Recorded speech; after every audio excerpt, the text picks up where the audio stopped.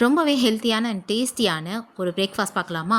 உங்களுக்கு மாப்பிள சம்பா, கருங்குருவை, கருப்பு கவுனி இந்த மாதிரி எந்த ப்ரௌன் கலர் அரிசி கிடைச்சாலும் வாங்கிக்கோங்க. இந்த சைஸ் டம்ளரில் ஒரு 3 டம்ளர் அளவுக்கு, அதாவது 4 பேருக்கு வர மாதிரி அரிசி எடுத்து நைட்டே கழுவி ஊற வச்சு எடுத்துட்டேன். கண்டிப்பாக இந்த அரிசி 8 மணி நேரம் நல்லா ஊறி ஆகணும். மார்னிங் இந்த அரிசி வந்து நல்லா ஊறி இருக்கும். தண்ணியை வடித்து எடுத்து வச்சுக்கோங்க. அந்த தண்ணியை செடிக்கு ஊற்றினா செடி நல்லா வளரும். அடுத்து ஒரு க்ளீனான துணியில் இந்த ஊற வச்ச அரிசியை நல்லா ஸ்ப்ரெட் பண்ணி வச்சுக்கோங்க. ஒரு 15 மினிட்ஸ்க்கு அப்படியே ஃபேன் காற்றுலேயே காய வச்சு எடுத்துக்கோங்க. ரொம்ப ஈரம் இருக்கக்கூடாது, அதனால தான் இந்த மாதிரி துணியில் போட்டு நம்ம ஸ்ப்ரெட் பண்ணி காய வைக்கிறோம். 15 மினிட்ஸ்க்கு அப்புறம் அரிசியை தொட்டு பாருங்கள். தண்ணியாக இருக்கக்கூடாது, ஈரப்பதம் மட்டும் ஆனால் இருக்கணும். அரிசி அரைக்கிறதுக்கு முன்னாடி இட்லி குண்டானில் தண்ணி ஊற்றி ஃபஸ்ட்டு அடுக்கு வைக்காமல் நான் 2வது அடுக்கு வச்சு ப்ரீ ஹீட் பண்ணிக்கிறேன். உங்ககிட்ட இடியாப்பம் பிழிஞ்சு வைக்கிற அடுக்கு இருந்தால் அதை யூஸ் பண்ணிக்கோங்க. என்கிட்ட அது இல்லாததுனால நான் இட்லி அடுக்கே யூஸ் பண்ணிக்கிறேன். இப்போது அரிசியை வந்து நான் 2ஆக பிரித்து தான் அரைக்க போகிறேன். ஃபுல்லாக போட்டோம் அப்படின்னா வந்து அரிசி சரியாக அரையாது. 2 பேட்சாக போட்டு அரைச்சிக்க. அரிசி ரொம்ப நைஸாக அரைஞ்சிடக்கூடாது, ஒரு ரவை பதத்துக்கு இருக்கணும். ரொம்ப பெருசாகவும் இருக்கக்கூடாது, ரொம்ப நைஸாகவும் இருக்கக்கூடாது. அந்த மாதிரி நர அரைச்சி எடுத்துக்கோங்க.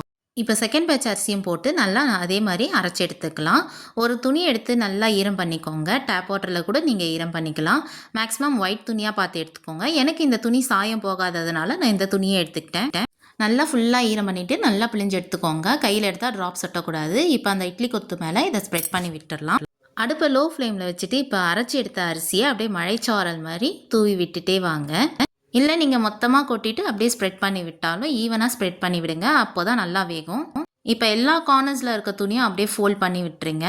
நீங்கள் மேலே தண்ணி தெளிக்கணும்னு அவசியமே இல்லை, அதுவே அழகாக நல்லா வெந்து வந்துடும். புட்டுக்கு மெயினான இன்க்ரீடியண்ட்டான இந்த தேங்காயை துருவி எடுத்துக்கலாம். கொஞ்சம் ஃப்ரெஷ்ஷான தேங்காயாக எடுத்துக்கோங்க. ஒரு 20 மினிட்ஸ்க்கு அப்புறம் திறந்து பார்த்தோம் அப்படின்னா அரிசி நல்லாவே வெந்து வந்திருக்கும். உங்களுக்கு வேகலைன்னு ஃபீல் இருந்தால் இன்னும் எக்ஸ்ட்ரா ஒரு 10 மினிட்ஸ் கூட வேக வைங்க.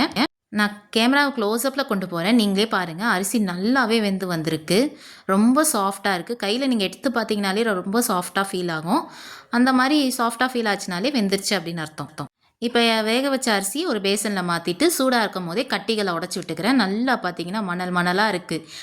மணலாக நெய் இருக்குது அப்படின்ற மாதிரி மணலாக இந்த புட்டு இருக்குது. வேக வச்ச இந்த அரிசியை 2 பேட்சாக பிரித்து எடுத்துக்க போகிறேன். ஏன்னா அம்மாவுக்கு சுகர்ன்றதுனால அவங்க எனக்கு புட்டா வேணான்னு சொல்லிட்டாங்க. இது கூட 4 ஸ்பூன் நாட்டு சக்கரை சேர்த்துக்கிட்டேன். நீங்கள் 3 டம்ளர் அரிசிக்கு 8 ஸ்பூன் நாட்டு சக்கரை சேர்த்துக்கோங்க. ஒயிட் சுகர் இல்லாமல் நாட்டு சக்கரை யூஸ் பண்ணுங்கள். அடுத்து ஒரே ஒரு ஏலக்காயை பொடிச்சு சேர்த்துக்கிட்டேன். இதுதான் ப்ரொசீஜர். ஃபஸ்ட்டு அரிசியோட நாட்டு சக்கரை சேர்த்து நல்லா மிக்ஸ் பண்ணி விட்டுக்கோங்க. அதுக்கப்புறம் லாஸ்ட்டாக தேங்காய் போடுங்க. இல்லைன்னா தேங்காய் வந்து அந்த நாட்டு சக்கரையோட மிக்ஸ் ஆகி கலர் மாறிடும், தேங்காய் போட்ட மாதிரியே இருக்காது. அவ்வளோதான், நம்மளுடைய ஸ்வீட்டான புட்டு ரெடி ஆகிடுச்சு. வெயிட் பண்ணுங்கள், இன்னும் பிரேக்ஃபாஸ்ட் ரெசிபி முடியல. நான் இன்னொரு பேட்சாக பிரித்த அந்த வேக வச்ச அரிசி என்ன பண்ணேன்னு சொல்கிறேன். அடுப்பை பற்ற வச்சு கடாயை வச்சு அதில் 2 டேபிள் ஸ்பூன் எண்ணெய் விட்டு கடுகு உளுத்தம் பருப்பு போட்டு தாளிச்சிட்டு வெங்காயம், பச்சை மிளகாய், கருவேப்பிலை இதெல்லாம் போட்டு நல்லா வதக்கி எடுத்தாச்சு. வெங்காயத்தை நல்லா வதக்கி எடுத்துக்கலாம். ஏன்னா இது கூட நம்ம தண்ணி எதுவும் சேர்க்க போகிறதில்ல. எஸ், இது உப்புமா மாதிரி தான் செய்ய போகிறேன். ஆனால் ரொம்ப டேஸ்ட்டாக இருக்கும். எனக்கும் ரொம்ப பிடிச்சிருந்தது.